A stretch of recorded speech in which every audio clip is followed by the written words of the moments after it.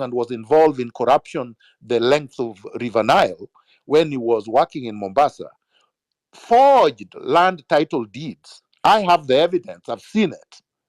This is the man he appointed at the head of the Director of Public Prosecutions. And again, this man is unable to arrest anybody or recommend the arrest of anybody and prosecution of anybody, and terminates prosecutions of people that even a grade 2 child would tell you there is more than credible evidence to suggest that that person, when taken to court, would be convicted. There is sufficient evidence to believe that Didmas Baraza shot somebody dead in broad daylight, but he's walking free.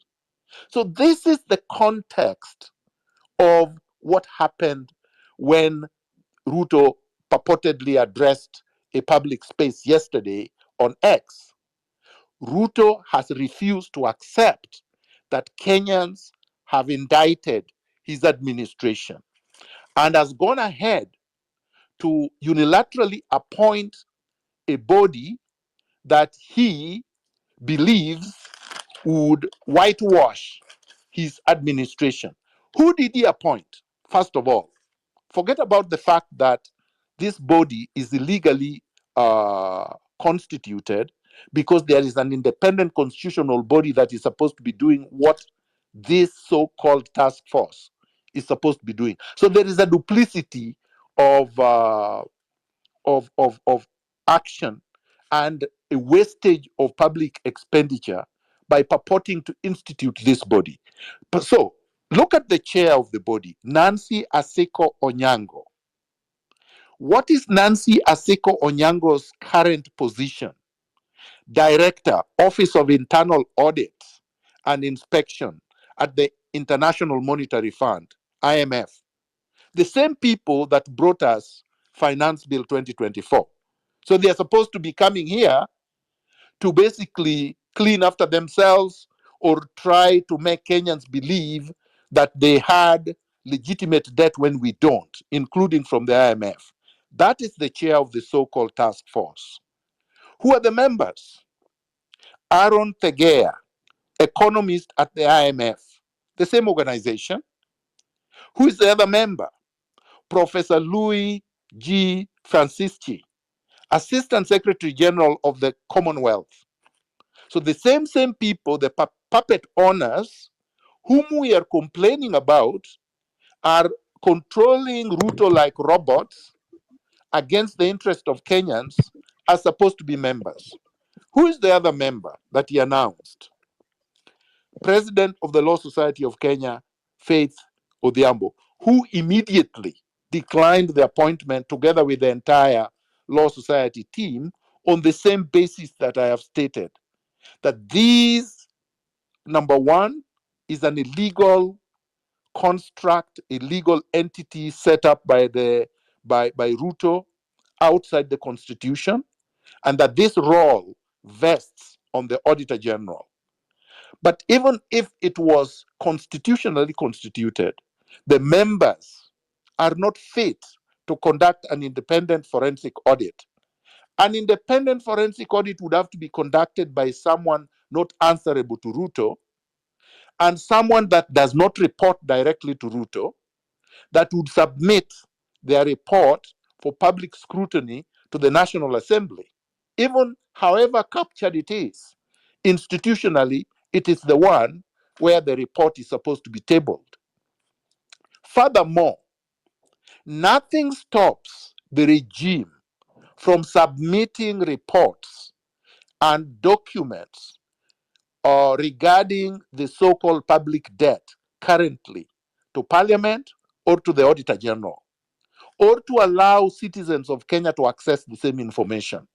Because we have a lot of accountants, we have a lot of forensic accountants in Kenya who can conduct on their own, without billing anyone, a forensic audit of the debt. It's not a very difficult thing. From what I have heard, from what I have learned, Ruto has essentially borrowed close to 7 trillion Kenya shillings, yet the debt that was outstanding when he came into power was 1.7 trillion. Where did over 6 trillion go? What has he done with it? I suspect that most of it has been stolen. So Ruto has lost credibility, and it seems like he has not learned that Kenyans have of buying people, of trying to use force, of using propaganda is going to get him out of this. It isn't. Next, Sabasaba. Tomorrow is the 7th of July. The 7th of July is very important in our history because on July 7th, 1990, Kenyans in their thousands rose up in protests demanding for multi-party democracy. That is when Kenyans united, rose up. That is before, I believe, the Gen Zs were born. So this struggle did not start yesterday. This struggle did not start in June. This struggle did not start with the Finance Bill 2024. As I said a week ago, the struggles began against the British and have continued throughout. So each generation has had their protests, have had their maandamanos, have had their grievances, and have stood against the regime that is oppressing them. So in 1990, in Kenya, we had a one-party rule and a one-man rule. The man was called Daniel Arap Moi. The party was called Kenya African National Union, KANU. The party that, quote unquote, won independence elections in 1963 and metamorphosed into a de jure, a legal one-party state through a constitutional change in 1982. Moi ruled Kenya alone with KANU, with his cronies and a few mafia from 1982 to the eruption of Sabasaba 1990, and continued to do so through 1990 and 1991 until 1992. That's when he gave in and allowed multi-party democracy. What were people complaining about apart from multi-partyism? One, Kenyans wanted detention without trial to end.